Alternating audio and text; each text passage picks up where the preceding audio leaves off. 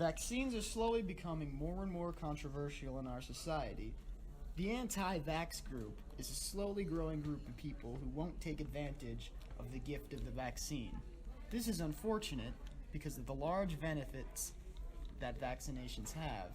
The real problem is the fact that many of these people go along with what they feel is correct, that what they maybe were taught is correct, when the evidence disproving their points is right there in front of them. To understand the real benefits of vaccines, we need to first understand how they work. Vaccines build off of a great mechanism in the immune system.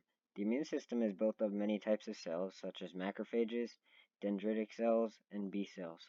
Macrophages can often deal with minor infections that attack your body multiple times a day. But when the immune system is attacked by a bad enough infection, dendritic cells collect information and inform B cells, which create antibodies. Unfortunately, this process can take days, leaving the infection enough time to do notable damage to both the body and the immune system. This is where another type of cell comes in. T cells, often known as memory cells. When an attack comes, these cells specialize and remember what happened. These cells sit in your body doing nothing. They just sit and sit doing nothing, but remembering that specific infection. This way, when the infection returns, they can send out coordinated and better attacks which work much, much faster and more efficient than any defense measures before.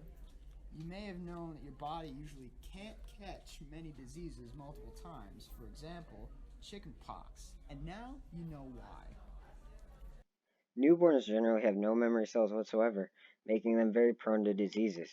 This is a big part in why they often get sick. Vaccines force the immune system to produce these memory cells. They trick the immune system into thinking it is under attack by quite literally inserting the disease into their body. Obviously, inserting a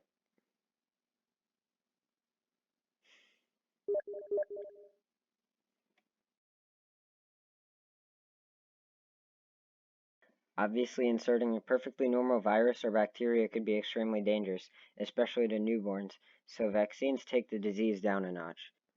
Usually, a vaccine will be a dead version of the disease, or if the body needs more of a challenge, a greatly weakened version of it. Whatever is needed to get the body to produce these memory cells. Vaccines do have side effects, but they're so minor that they're barely worth discussing. About 15% of children who get vaccinated will probably experience either a mild rash or fever, and 0.001% may experience an allergic reaction. However, these are easily outweighed by the benefits. Let's take measles, for example. The amount of unvaccinated children that will contract measles is between 90 to 100% of kids. 5 to 6% of these kids will experience pneumonia, which kills about 1.2% of all kids with measles alone. 1% of kids will experience encephalitis, or SSPE. Overall, about 25% of kids with measles suffer sickness, about 2% die, and survivors are left with an extremely damaged immune system. The growing anti-vax group has generally been using arguments that have sometimes been disproved on the spot.